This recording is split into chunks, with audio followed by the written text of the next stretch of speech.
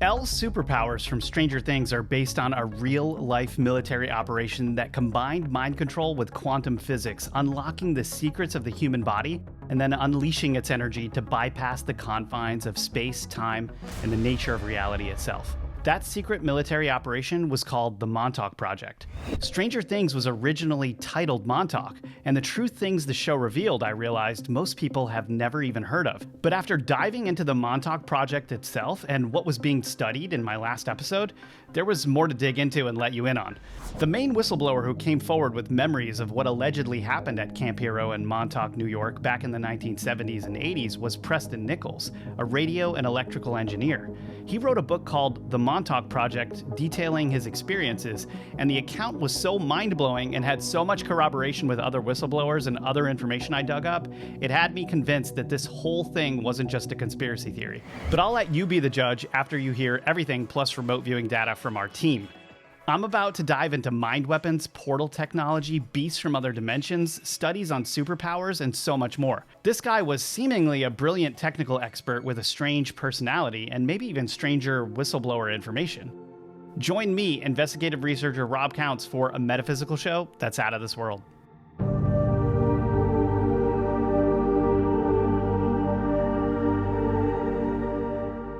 In 1971, Preston Nichols was working for a defense contractor on Long Island. Over the years working for this company, he had received a degree in electrical engineering and became an expert in electromagnetic phenomena. Nichols did what any bored radio engineer with a new degree in electrical engineering in the 1970s would do.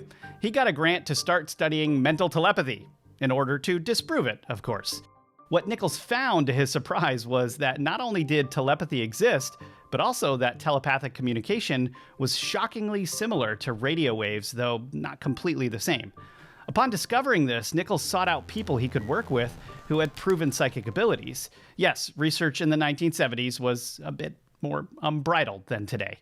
I suppose the thought was that these particular people would have stronger mind waves to study, but something strange would occur every day around the same time. Their minds would simply stop working effectively, almost as if they were jammed. Because of his advanced knowledge with radiography and his research on brainwaves, Nichols suspected it was because of some type of interference that their minds were being exposed to. Using his own equipment and tracking what came over the airwaves during these specific times, he found that whenever frequencies above 410 megahertz came over the air from a mysterious unknown source, it correlated exactly with the psychic's inability to function. He tracked further using a crappy modified TV antenna and VHF receiver and found the strange interference was coming from the direction of Montauk Point. Enter the SAGE radar. Preston Nichols traveled to Montauk Point, pulled up on some guards there, and asked about the radar signal. See, the problem was that the red and white SAGE radar was an old World War II defense system that by this time in 1974 would have been totally antiquated. It shouldn't have even been active at all. When he asked for details, though, the guards told him it was being used by the Federal Aviation Administration, who was running a project. Nichols thought this was strange, but shrugged and went back home to continue his hippie psychic research. At this point, he kind of hit a wall with finding out any more information about what was going on at Montauk Point. That is, until 1984. Nichols got a phone call from a friend of his who knew how interested he was in where that dang frequency was coming from. He was told the Montauk base was now abandoned and that he should go there and check it out. So Nichols got in his mystery machine and beelined it to Montauk Point. When he arrived, though, there was debris everywhere. The place literally looked like Vecna from Stranger Things stuck his big creepy hand into the base and waved it all around. There were fire extinguishers, paper blown around, and really expensive high-voltage equipment just lying there, free for the taking. Nichols then left to get a scrapping contract to buy the equipment left there on the ground, but was told that none of the equipment he noted was recorded anywhere in the government inventory. To his delight, he was given a fairly unofficial permit to go on site and take whatever he wanted. Imagine that today. Nichols was referred to the caretaker of this abandoned Montauk base, whose job was basically to keep anyone off the premises. He must have been doing a pretty crappy job of that, though, because Nichols wasn't stopped the first time he went, and the second time, a homeless dude living in one of the abandoned buildings approached him. Nice job, caretaker. The homeless guy told him he'd been there since the place had been abandoned after the experiment, but that wasn't the weirdest thing he said. The man claimed to know Nichols and remembered him well. Then he mentioned something even stranger, something about a beast that appeared on the base and drove everyone away. Like the Demogorgon? Nichols grabbed his tech junk and left, thinking it was just the ramblings of a creepy, homeless, abandoned base dude. That is, until a few weeks later. Nichols was working in the back of his house in his lab when a visitor barged in, claiming not only to know Nichols, but that Nichols was actually his boss. Of course, Nichols began asking questions and got many details about the Montauk Project from him. But why did Bro think Nichols was his boss? Why did multiple people he didn't know recognize him? He had to find out more. Nichols camped out near the Montauk base on the beach and started asking the locals about their experiences with the now abandoned Air Force Base. 6 people said it had snowed in the middle of August. There were hurricane-force winds that seemed to come out of nowhere. He also got reports of thunderstorms and electrical storms when there was nothing on the weather radar, and that was just the weirdness around weather alone. Stranger stories emerged where large numbers of animals would suddenly come into the town, some crashing into windows. A chief of police that Nichols talked to said that crimes would inexplicably happen all at the same time during 2-hour intervals too. This was particularly strange due to the fact that Montauk was a really small community in the 70s. And after dying down, the crimes would all of a sudden start again. Even stranger than that, groups of teenagers were reported to suddenly show up somewhere in Montauk all together in groups for 2 hours and then, as if coming out of a daze, disperse. Now, I have to take a moment here and say that I've done many short clips on the Montauk Project to explain the happenings there. The comment sections have been the most interesting part because people who live in the area corroborated these things with their own eyes. And that doesn't even touch the bloated Montauk creature that washed up on shore in 2008 and was talked about everywhere. But we'll get back to the real Montauk beast, which is even weirder than this one because the Demogorgon is the most interesting part of the story. Now, where were we? Nichols had accumulated an enormous amount of information on what could be the most secretive project the government had ever run. Multiple people had contacted him and come forward, each remembering a different part of what happened at Montauk. Not to mention the amount of other information he received about what happened in Camp Hero relayed by the remote viewers and clairvoyants he was working with when he was doing his hippy-dippy experiments with psychics. But this was all extremely secret, and too many eyes were becoming aware of what Nichols was talking about publicly as he uncovered the truth. Fearing for their lives, in July of 1986, he and other whistleblowers decided to come forward publicly with this information at the United States Psychotronics Conference in Chicago. Now, when Preston Nichols revealed the information, it created an uproar. Yeah, because when the public hears that there's a secret Black Ops government project studying the secrets of the mind and experimenting on village teenagers, they get a little mad. Immediately after, for additional security, the whistleblowers pulled some strings in the social network of people that they'd accumulated. They contacted a senior senator who did a personal investigation into the matter, making it more known to our elected officials because if the government was going off the record, that's illegal activity, son. This unnamed senator reportedly discovered that the base had been decommissioned since 1969. That's 5 years before 1974 when Nichols first went to the base, talked to the guards, and found out the base was still active. As more information on the base came out, Nichols was on his own journey to resolve something that was eating away at him, though. How did all these people recognize him who he didn't know, and what really was his involvement at Montauk that he couldn't remember? Nichols started snooping around at the defense contractor company that he'd been working for, asking questions about things and trying not to raise any eyebrows. After all, if he was working for a defense contractor, perhaps they were involved in this bizarre situation too. He also started walking around the buildings and seeing if he could remember something, anything about what seemed like his lost memories. And that's when Nichols discovered that in a certain room in the building, his insides would turn and he became very irritated. This was the most highly secured room in the building. Men guarded the doors, and any questions he had fell flat. The room was emptied out months later, so Nichols decided to go in and explore. Well, what did he find? An elevator at the end of the room that led deep underground. But he didn't have the proper codes to go down. Again, just like that season in Stranger Things. And it only got stranger for him. Nichols started finding band-aids on his hands that he didn't remember putting there. He was placed in meetings with certain higher-ups that he shouldn't be meeting with. Executive mail addressed to him started arriving on his desk about issues he didn't recognize. And more people approached him, asking him questions about something called the Moonbeam Project. Trouble was, he had no idea what it was. One day, Nichols had this gut impulse. He knew that there was a highly secure area in the basement of one of the office buildings of the contractor that he worked for. he decided to see what would happen if he walked right in like he owned the place. He walked right up to security, showed them his badge, and was handed a new high security badge with his name on it. Clearly, he had been there before. He let his gut feelings about this place direct where he would go next. He eventually found himself inside a nice office that must have felt familiar, because when he looked down, he found a nameplate on the desk that read, Preston B. Nichols, Assistant Project Director. Of course, it didn't end there. Once it was discovered that Nichols had started remembering things about his alternate life during his normal day-to-day, he was threatened to never speak about what he found in his second office that day. But Nichols' full memory came back around 1990 while working on radio equipment at his home. Shortly after that, he was laid off, losing all contacts at work. But now that I've covered Nichols' personal process, I have so many more questions. Just what exactly happened in the Montauk Project that was so secretive? We just published a video on the events that took place in Montauk called Stranger Things is Real. If you haven't watched that and you want all the details, I highly recommend you go check that out.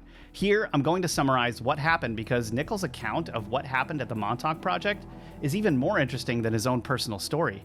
It's literally the accumulation of all the weird government experiments and highly classified projects leading up to the 70s. In Stranger Things, they seem to experiment on children, and that created the Upside Down, another dimension parallel to our own that's almost like its shadow. But that's such a small part of the story that really happened. At the tip of Montauk Point at Camp Hero, they reportedly used the SAGE radar and experimented with sending out frequencies and messages to track the results. This resulted in all the strange activity Nichols was told, like the bizarre weather and people's odd behavior. But who or what was behind the messages? Well, it might interest you to know that it was allegedly psychics. That's right, they experimented on normal civilians as well, and even on psychics. The SAGE radar was hooked up to a chair that Nichols claimed looked suspiciously similar to the chair seen in the movie Total Recall. They put a psychic in this Montauk chair and emitted frequencies to test the result on humans. The chair, hooked up to the frequency emitter, the SAGE radar, was a mix of technologies meant to amplify the thoughts of the person in the chair and also to record the brainwaves of the person in it to replicate the effects. Allegedly, the technology got so advanced after mixing it with other technologies and development that they were able to visualize the thoughts from a person's mind in 3D form on a screen.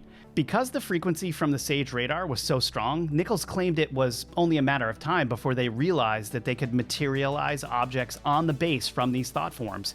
The objects would remain in our reality for as long as the energy was emitted. They used this technology to see through other people's minds, control humans' thoughts and actions, and actually bend space and time, opening up wormholes into other periods of time in the past and even to the future. Preston Nichols' account was extremely sensational, claiming that they even sent people into the future. Well, what the heck were they after in the future? Technology, of course. Well, technology and what seems to be the desire to understand how the human race would eventually implode on itself. Nichols claimed that he wasn't aware of how many time experiments they did, but that the ones he was aware of were always to the same place and for the same purpose. So they would send people to 6037 AD and what seemed to be a post-apocalyptic Earth. There was a town square with a gold horse statue in the middle with inscriptions that they were very interested in. The whistleblower Duncan Cameron, who was the main psychic they used for the chair in all or most of the time experiments, claimed that there was some technology tied up in the chair that the higher-ups were interested in obtaining. Is it true? I don't know, but I've always thought that a crazy flaming horse with red eyes was missing from the Stranger Things series. It's widely believed that after a highly classified project has been around long enough and whispers of it start to leak to more and more people, they close it down and start a new experiment where the other one left off. After experimenting enough with all of these crazy new technologies and mind and time experiments, the Montauk Project supposedly came to an end on August 12, 1983. Scientists were given the order to turn the SAGE radar transmitter on indefinitely. It stayed on, emitting electromagnetic energy and some form of radio waves for 7 days straight. Preston Nichols, Duncan Cameron, and others who had been feeling many strong misgivings about how the higher-ups at the project were haphazardly experimenting on people decided to stage a coup. Nichols claimed that Cameron used the Montauk chair and released a beast from his subconscious that was let loose on the base and destroyed everything there, forcing everyone to evacuate. Now, if you want more information about this, definitely watch our episode called Stranger Things is Real to get the full info we have on what happened on the base and with the beast.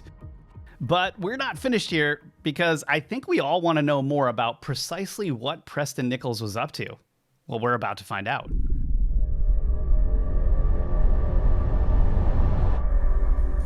And here's where we are. We've gone about as far as we can to piece out Preston Nichols' account of what occurred leading up to and during his highly classified project. But if Preston Nichols was a part of an MKUltra program that washed his and many other people's memories who had been a part of the Montauk Project, then how are we to believe anything that he says? His mind would be like a bag of cats. It's time that Metaphysical did a bit of our own research into these events to see what we can find out about what really happened at Montauk. If you've watched any of our episodes with both me and my co-host John Vivanco, you'll know that John is a professional remote viewer of over 25 years. He's been contracted by private and governmental organizations to psychically view targets because his team specifically has such a high accuracy rate of remotely viewing people and events from a distance without being there. Well, I asked John to task specifically on Preston Nichols to see what was going on with his psychology. Was Nichols misleading us intentionally? Is he just an egghead scientist, or are large parts of his memory the result of MKUltra programming? Well, let's find out. We had a look at Preston Nichols, and we wanted to know, how truthful is this guy? What are his intentions? What were his intentions by talking about this all the time, by writing books, by making public appearances on this? Because he was very vocal about what he claims to have happened, and it's quite unbelievable. We already know that the experiments at Montauk were something real rather than not. So we wanted to understand, what was his role in this, as he claimed, if any. So in that data, we have him in this perpetual state of trying to process something over and over that happened to him in the past. He's like living in a memory of something. It's like a person running through the same glitch scene over and over. It's like a glitch scene happening over and over. Just glitching out on something, and this something are memories that he has. So he's having this huge struggle over it. He's trying to peel it open. He's trying to accept it on some level. And this something affected him very deeply psychologically. Now, after what affected him, his whole life became about trying to understand it all. Now, not all memories are intact, though, because there is this sort of indication of a heavy MKUltra side. So then you ask, what are the memories? What are the physical events that caused him to glitch out on what happened to him? So that's the next thing that we go into. So when we looked at that, it was really simple. Literally, the data is just describing him going into another dimension and being incredibly freaked out by it and having to deal with it the same way the others were incredibly freaked out and having to deal with it as well. He is portrayed as moving through and being in this zone of frequencies where he flips into this other dimension. And he doesn't know what to do, and he doesn't know how to survive it. And it's also describing frequencies that he himself worked with to create this resonance. So I would say, based on what I've seen so far, that for the most part, he is being honest. Now there are gaps, there's misremembering, because in part his brain was scrambled. How could it not be with the amount of frequencies that they were using on top of MKUltra techniques? And the frequencies that they were using, in fact, in creating this resonance, affects the brain so deeply that it can scramble a lot of these memories. But for the most part, no, he is being honest about his experience in that project. Well, there you have it. My final thoughts on Preston Nichols were already mixed before I received this remote viewing data from John. John and his team of remote viewers do this blind without knowing what they're being asked to view, which takes out any bias or imagination inventing things. So imagine how valuable that is to whoever is gathering information like counter-terror cases or people developing new technologies. I have to say, my own personal thoughts on Preston Nichols are very mixed. When you watch live interviews of this guy, he'll be sitting there talking to people with his arm full over his head like this for a long period of time. He seems to have a pretty big ego. I don't know, there's something about him where I just feel like something is off. But then when you listen to his extrapolations on technology, you wonder if he's just like that because he's an egghead. So getting this remote viewing data on exactly what was going on with him, and then if you go back to our Stranger Things is Real episode, and you realize that the experiments at Montauk were definitely legit, you have to wonder how much of this was psychological operation and how much of it was true. Oftentimes they say with these types of experiments that 80% of it is nonsense and 20% of the craziest stuff is real. There you have it. 20% of this craziness seems to be real. But I want to know what you guys think about Preston Nichols and the Montauk Project. Please leave your comments below because they actually really help us reach more people when YouTube knows how much you guys engage with our content. And don't forget to watch our Stranger Things is Real episode to get the full beast reveal. And if you like this episode and want more, I have a whole playlist on mind experiments you'll definitely want to check out, plus remote viewing episodes and more. And those mind experiment episodes are really awesome because I think we've pretty much proven that mental telepathy and all kinds of crazy stuff with the mind is for sure legit. If you'd like to support our work, you can donate at themetaphysical.tv. Or if you want to access 1,000 more videos on ancient civilizations, mysteries, and exclusive after-hour shows with John and me, not on YouTube, subscribe to the Mystery Junkie tier or higher. And for only a limited time, you can get the holiday discount that gets you 25% off an annual subscription to the Metaphysical.tv.